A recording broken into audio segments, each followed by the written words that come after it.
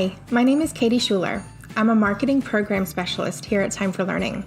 I'm also a longtime homeschooling mom. My oldest son, Bailey, used Time4Learning from second grade all the way through high school, and he graduated from our homeschool in 2017. My youngest son, Braden, has been thriving with Time4Learning since preschool, and he's currently in 11th grade. Today, I have Shantasia joining me. She is a mom from New York who's currently homeschooling two of her children. Shantasia has volunteered to share her family's homeschooling story and provide some helpful advice for other parents and guardians. If you enjoy this interview, please subscribe to our channel and like us on social media to see more fun episodes of Tales from the Homeschool Front. Hi, Shantasia. Welcome. Thank you so much for joining us. No problem. How are you today? I am doing really well, thank you. So you are in the Bronx, right? Yes, New York. in New York City. Why don't you give us a brief introduction to who you are and who you homeschool and why you started this journey? My name is Shantasia. I have four little ones. My oldest is 10. Then I have a 7-year-old who's going to be 8 next month. I have a 3-year-old and I have a 6-month-old. Being a working mom, I worked up until COVID, pretty much nonstop. Round the clock. I woke up 5, dropped the kids off at 7. I don't see them again until 6 at night for about an hour. Homework, dinner, bed. And I felt a lot of guilt with my youngest son because I went back to work when he was 8 weeks old. And because of where I live and where childcare was convenient for him, I didn't see him from Monday to Friday most weeks. Oh, man. Most That's days. so hard. Right. Sometimes I would go to my grandmother's house and stay and hang out with him and then come home. But then the older kids are in bed waiting, like, we want you to tuck us in. So that was an extreme amount of guilt. And that's when my husband found Time4Learning. Cool. And I kept going back and forth, like, I kind of want to homeschool them, but can we afford to be home with just one income? Like, how would you feel having to do extra hours so that we can still be comfortable? And I just kept going back and forth, back and forth, back and forth. I'm like, well, maybe we use it on the weekends. And then COVID happened. And, like most parents, you get into the remote learning situation, you follow with what they're doing. And I hated it. It was awful. I mean, my children are not neurotypical, as you would say, because I have a child on the spectrum and I have another child who has ADHD. It just did not work for them. Checking in for their own assignments, trying to keep up. The teachers don't know what's happening. They keep changing systems. I said, this is the time for me to really look at Time4Learning and see if it's going to work for us. So I logged in. I watched the demos. I read everything. I said, I think I'm ready to pull the trigger. And from the time I paid, just to see if I would like it to set up lesson plans, I was like, oh, no, I'm in. I looked into how to withdraw them from traditional school. I took care of that aspect and I said, oh no, we're Time4Learning all the way. And I love it. When you find what clicks with your kid and, engages them, it's kind of fascinating to watch and kind of watch all of those changes that take place when they, really start to enjoy something. So that's a perfect segue into our first question. So you said that you found Time4Learning when the pandemic hit with virtual learning. How was it something that you discovered? Just kind of online searching? My husband is like, he's search guru, and I'll tell him something like I'm thinking about, and then he'll find it. He's like, okay, here, look, you're going to do it. Okay, cool. So he found it. I think he secretly wanted me to do it too. Oh, nice. So that makes sense. He found it. So, why was it important for you? You kind of touched on that. So you don't have to reiterate that too much, but why was it so important for you to make this transition? So you had mentioned the combination of convenience, pandemic, and the virtual learning just not working. Pretty much exactly what you said. The pandemic was really what gave me the shove to actually go ahead and do it. But it was something that I've been considering for a while, just because I'm a mom that grew up with working parents. So I longed for the parent that was home, that came to PTA, that did cupcakes and made everything exciting, the cool mom, so to speak. So I longed for that, and I wanted that for my kids. And no matter how much juggling and shifting and virtual meetings that I would do, I'd always fall short. So it was really just a matter of just trying to make their childhood better. That's awesome. I mean, that's what we do. That's our goal as parents all the time. How can we make their childhood better? How can we make them better? How can we make them happy? So I love that that was something that you were able to, really jump right into. So since your children had at least started in the remote, you said they started in the remote learning before you withdrew them. How, I know a lot of people, especially with the pandemic, it can be a little confusing when you hear remote learning and then you hear online homeschooling. Sometimes people think it's kind of the same. The same thing. Yeah. Right. So how, like just a couple quick things that you could point out that are different for you between remote learning and online homeschooling, schedules, flexibility, stuff like that. Flexibility is definitely most important for me. Especially having a newborn.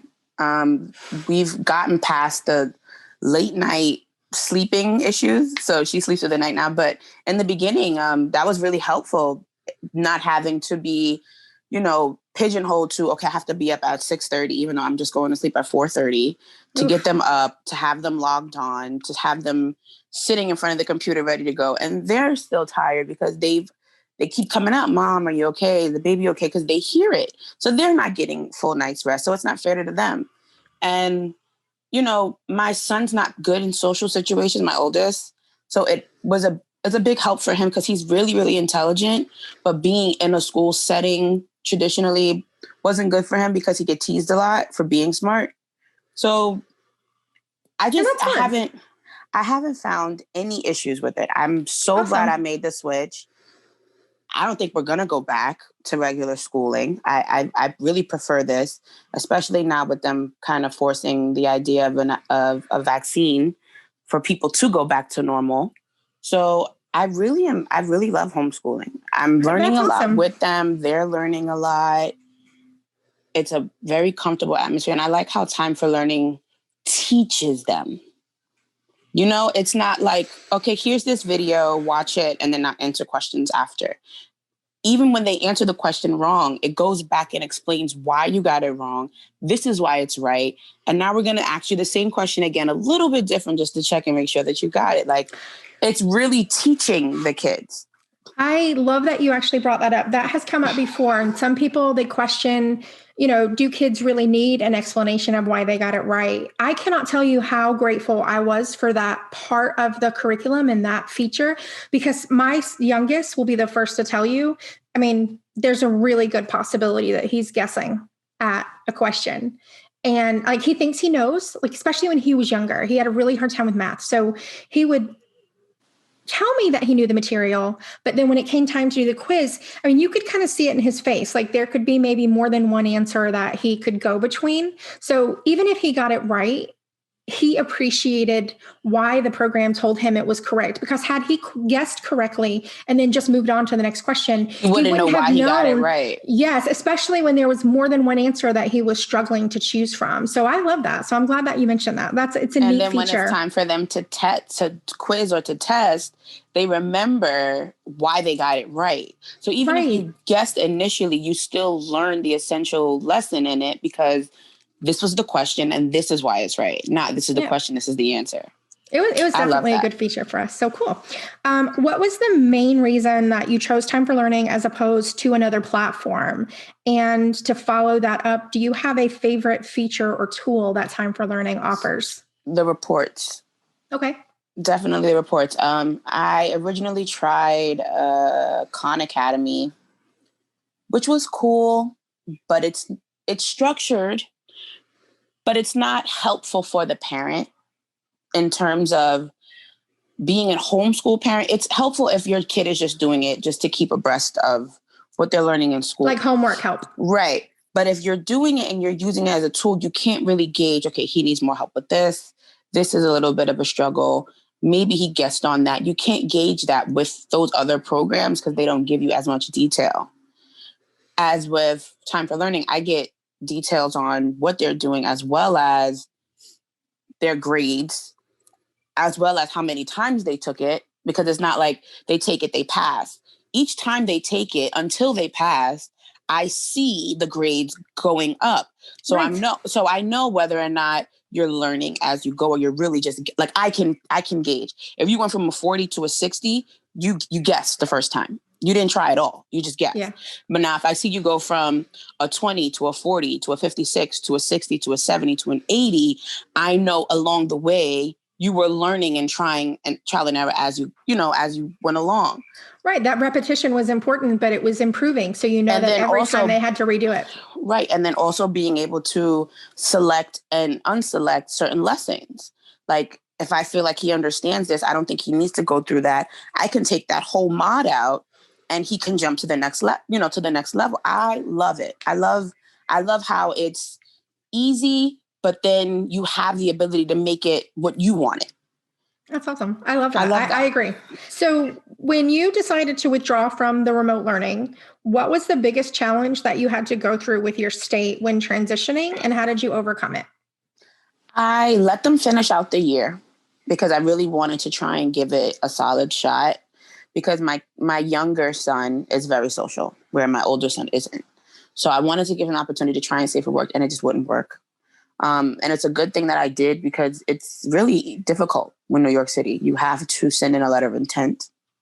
Then after your letter of intent, you have to send in what's called an IHIP plan, individual home education program.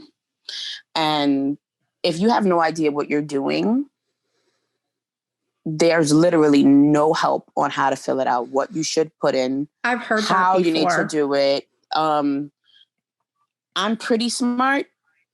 So I kind of just looked around until I found what I was looking for. Because there's no instructions on how to fill it out. There's no example of what they're looking for. Or what you should include. They give you a template and you have to fill it out. And we decide whether or not it's to our standards.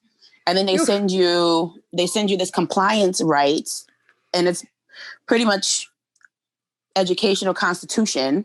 You're reading through these sections. It's like, okay, well, is what I'm doing enough, right? Reaching these guidelines here?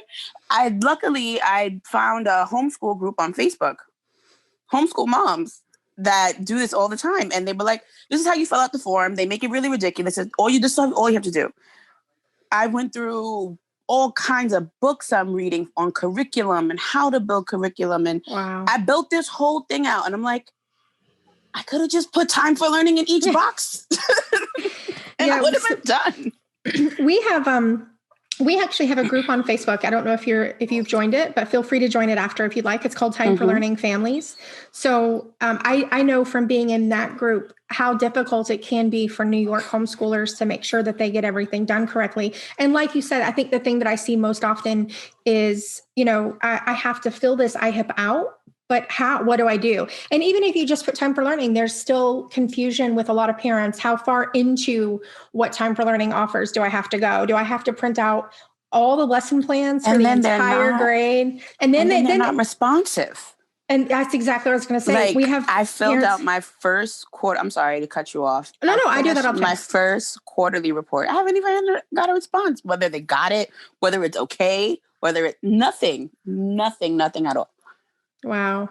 So and their school still calls me like they're still in school. It's nuts. I don't understand. Oh goodness. I wonder if that, I guess it could be related to pandemic maybe, but I don't know. I mean, maybe could be. I'll give them that. I'll tell you. I won't say that. Yeah, I want to give them the benefit of the doubt. It can be difficult. But I'm glad that you were able to find some help online. I think that's something that we often overlook.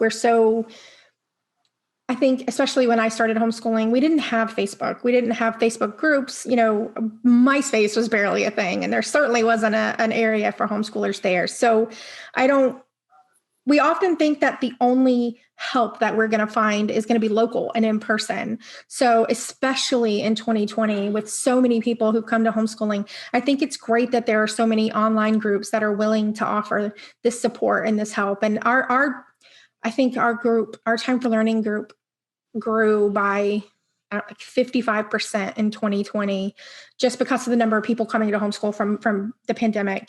So, and schools have their hands full in and of their own issues right now with the virtual learning and the e-learning and are we open, are we not? So I love stressful. that. It's stressful for parents. It's stressful for the kids. It's a stressful environment to try and take something where kids come in every day and you're interacting with them and try and switch that over so that they're still getting that, but at home. Right. It's right. like, it's almost impossible. You have to restructure the entire thing. And then, you don't have a lot of time to do this. And teachers, some of these teachers, within their first 10 years of teaching. So they're not used to having to switch and change and do all this. So it's a recipe for disaster. Like New York schools, but I know locally. So I have my oldest son, still, he lives in one state and I live in another. So I kind of know like news stories going on in both. A lot of schools. So as much as I think it's like just a hot mess of trying to decide if they're going to be in the classroom or virtual, there are many school systems who I discovered they're doing both. So these teachers are not only teaching to the kids that have been able to come to the classroom while they're in that classroom, they're doing online. And to me, that seems like that would be so confusing for not just the teacher, but for the kids both in the classroom and at home. Like, is the teacher, are they able to give these students more attention, less attention? And that's exactly why we withdrew, because it's too confusing. Yeah. It's too confusing. It's too stressful. My son would start doing one thing and then halfway through the week, they said, okay, no, we're not going to do that anymore. And then when they finally got into a groove, it was busy work. He's not learning anything. You're giving him this. He's going to this. He's doing that. It's just repetition. There's no learning being done.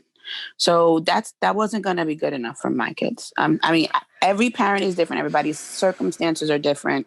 And I understand that and I respect that. But if you can, you owe your kids, like you owe them the best opportunity that they can starting out.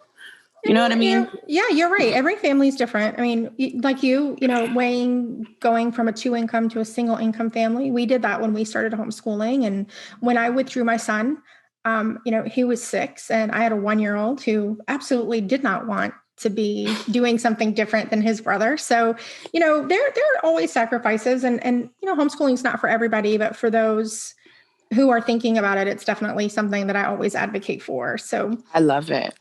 Like my boys, they've learned about Basquiat being able to be home. Oh yeah. And when we went to the art museum, they actually knew facts about Pablo Picasso and all the different, and people were like, they're like 10 and 7. Like there's no way that they know that, but it's because we have the extra time now.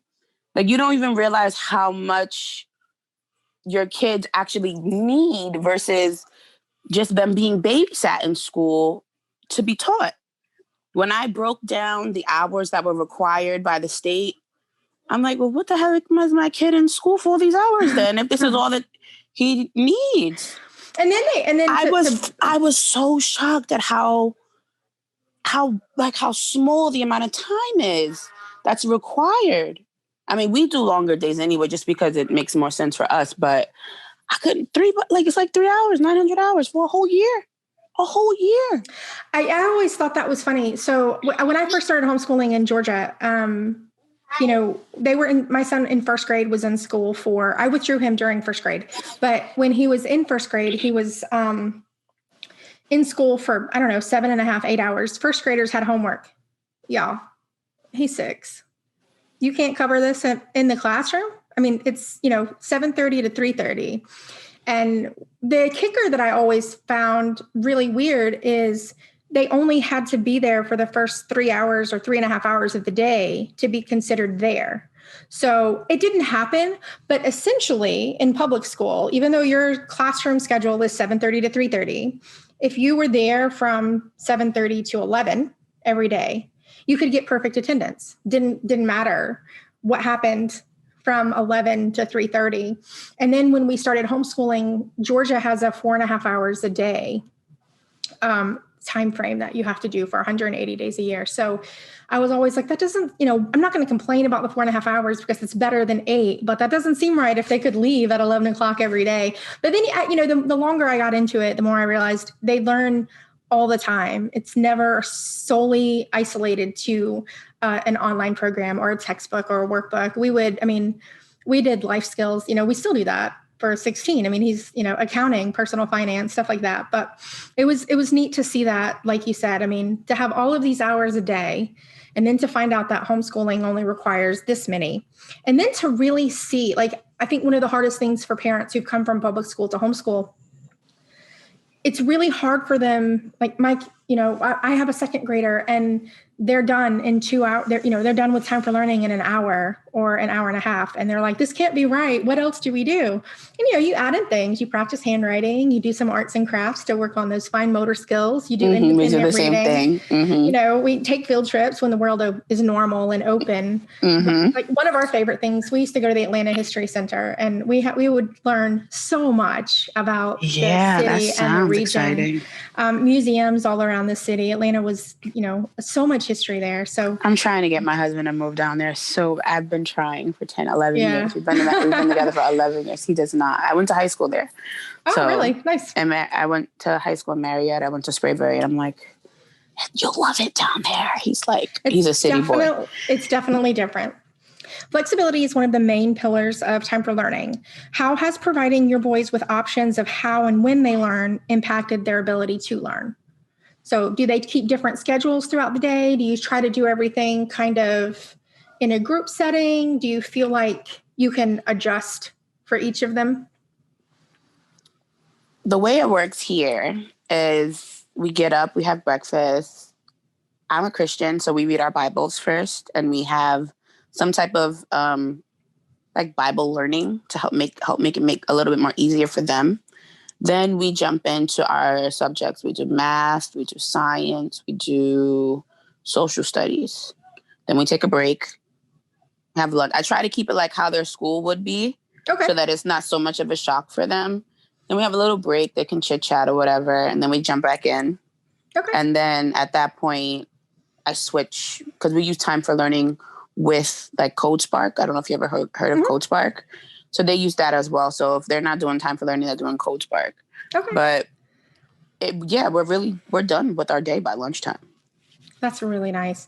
And if they do need a break, do you find that, even if you don't necessarily have to have it on a regular basis, but you're able to accommodate it, like maybe a subject is stressful, or they're just, maybe it's a seasonal change. It starts getting warm outside or cool outside, or like around the holidays. Do you find that being able to accommodate those days where they're not fully focused, or they just do need a little bit of time? Do you feel like that makes a big difference in their engagement? Huge. It makes a huge difference. I'll give you an example. My oldest son, he suffers with insomnia. And there was one day he was up. He got up. He couldn't sleep. He got up at 4. He got online and started doing his work for the day. Wow. He said, you know what? I might as well, because it's so much fun for them. So I enjoy the fact that not only are the lessons they're teaching, but it's fun. So it's not like, I got to get up and go to school. But how awesome that he was able to independently just say, I'm awake anyway, and I'm just going to go ahead and knock this out and get done with my day earlier. And to know that it doesn't necessarily impact his brother and his brother's schedule. So that's really important. I think that's great. And it helped his brother, because his brother needs a little bit more one-on-one attention. But even with that, he hasn't had any of his extra services for his IEP. And because Time for Learning is so one-on-one, the way it teaches, he hasn't had any issues this year. And I was really worried about what that was going to do for him. He has his other meltdowns for other stuff, but education-wise, he hasn't had any struggles. He's still learning. Wonderful. He hasn't had any setbacks. I'm shocked every time I check his portal, because I check on Sundays, because you have to wait for the next day for the grades anyway. So I check on Sundays. I just look at everything. It's great. Well, I do weekly more because I'm a slacker than because it makes more sense for the reports. But checking in weekly has been a long-standing routine for me, and it works really well. That gives them, and why do you have this? Sorry. You are okay. You're a mom. We know that. It's okay. So I'm the same way. I like being able to check in weekly to kind of know where they are. Daddy's going to give you juice. So I know that you have spoken about, your love for Time for Learning and the ways that it's benefited you as a parent, what would your boys say has been the biggest benefit to joining Time for Learning? They don't have to sit in school all day. They get to be huge. home with me. They love that aspect. And the fact they just like the fact that they don't have to go outside. Because I've noticed that ever since this has happened, when we do actually have to go outside, it's such an issue with it. Before, that's funny. They hated being home. Now they're like, I don't want to go anywhere, Mom. Yeah, I would hear that with my kids. So again, they were 5 years apart. But the question of, is this outing going to require real pants? I mean, that's something that we say as adults. My husband and I both work from home. Yes, and so, exactly, and then we homeschool. So, like what level of outing? Are we talking like jeans, Mom? Or are we going to go get gas? Yeah, exactly. So that's always fun. And, if they like being at home, that's a huge benefit. Yeah, I really enjoy it. And I enjoy the fact that I get to spend more time with them and I get the time to teach them. Because a lot of times, we're expected to teach as parents, but when you're working, it's not really logical.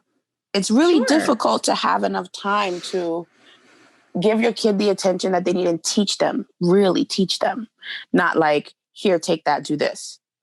Like, sit with them and you do this first, and then you do that, and then you do this. Like, I'm teaching my son how to cook.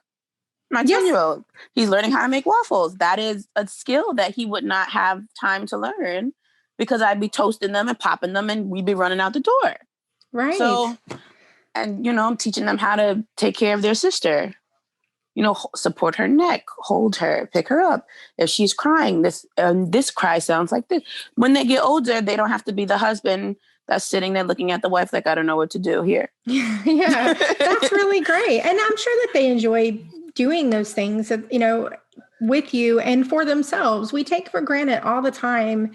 I think children want that level of independence. I remember when my boys were younger, the light in their little faces when they could take care of something on their own, from everything from tying their shoes the first time to making themselves something to eat, even if it's something as simple as a sandwich. When they know all of the steps to get all of the stuff out and they put the sandwich together, may or may not have put everything back, but they were able to feed themselves. And that was really important to them. And those are things that you don't really think about. I didn't think a lot about before I was able to start showing them. When my oldest was in school, I didn't really know what his lunch day encountered. I made him lunch, but he didn't really know what that involved. He just knew that when he opened his lunchbox, he had everything that I packed for him. And on the rare occasions that he wanted to eat something in the cafeteria, he knew that it was pizza day or whatever day. And, there was no thought to process or why we're eating this and this instead of just this or this, food groups and stuff. So it's always fun to kind of see that happen at home. Yeah, I agree with you on that. This one's kind of interesting. It's very relevant for right now, and some parents struggle with it. But how have you kept your children social since homeschooling during the pandemic? Are there tips that you do, maybe online phone calls with family and friends or online gameplay? Do you have a local park that is still kind of... Now that, I don't know anywhere else, but here in New York, things are, I want to say semi-open. Like, I can take them to the park. Okay. We go, if the weather permits, we go to the park. I can take them to the museum. They're still open. We still go out. Okay. We're in, but we're not totally locked in. And when it comes to them being social, my sister also has 3 children. So once a month they come over and they play. And because they have each other, I don't think they really miss out on the social aspect of interacting with other kids because they have each other. I think if I had an only child, it would be much more difficult for that. But they play and they play online. Those games go connect online. Sure. My son has a friend in Canada. So, they talk FaceTime, they talk on the game, they take on the Xbox. So yeah, we do that. That makes sense. Technology has definitely, I think if this happened 20 years ago, it would be way more straining on everybody, parents and kids, and social emotional, not just, the logical aspect of being at work and going to work from home, but being able you can't see somebody, but I'm talking to you right now and you're there. And I love the video. And that's actually improved as an adult, the technology and the video, call availability that we have right now has made a huge impact on how I, as a grown-up, connect with other people. I hate being on the phone. I'm very easily distracted. And if I'm on the phone, I'm either going to be looking at my computer screen, I'm going to be pacing around the house, or there's something that will catch my attention and I'm not there. I'm not present for the phone call. When we're on video calls, we do FaceTime, like Facebook calls with my older son, and we do some video calls with my mother-in-law.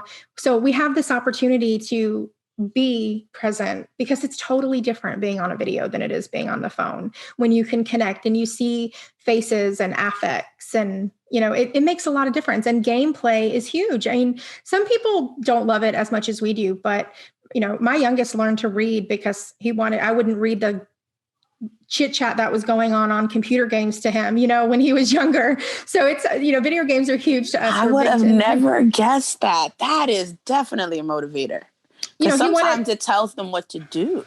So yes, definitely. And my boys, even though they're 5 years apart, they're very close. They always have been.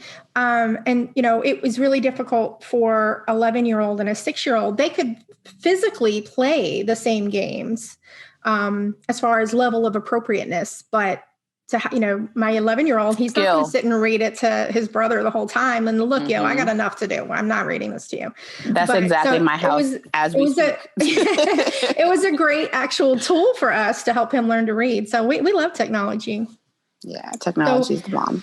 Yeah. So how has your children and if you want to, you can give me both your perspective and your child's perspective, both your boys. How has their perception of education changed since starting Time for Learning and starting to homeschool? Josiah, definitely. That's my oldest son. I see him put so much more effort into his work now and his understanding, and he just seems more enthusiastic about school and learning as opposed to before.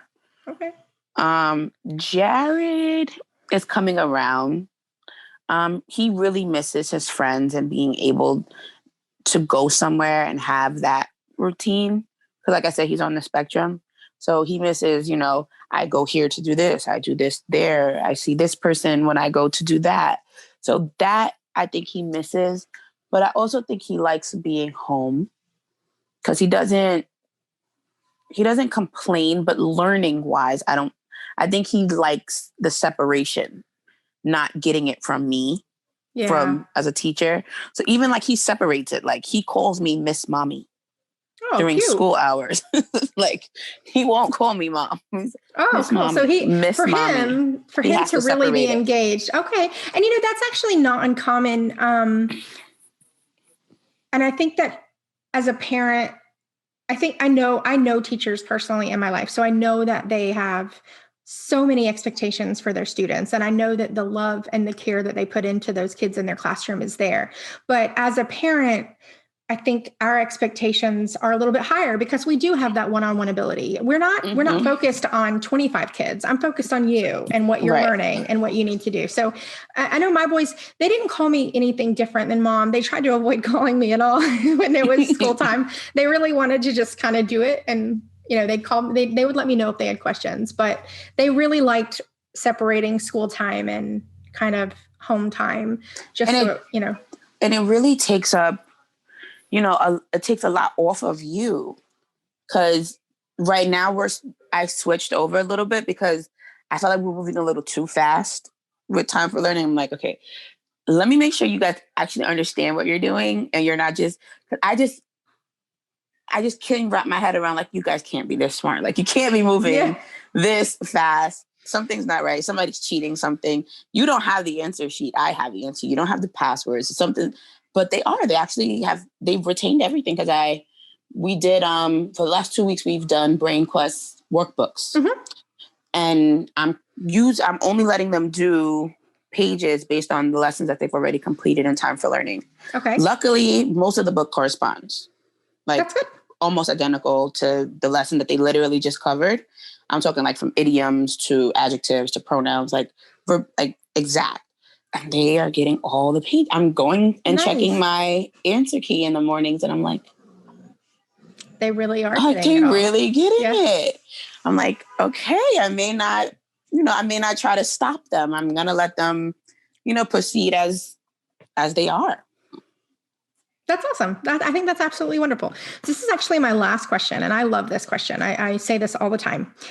I love asking this question, and I love getting asked this question.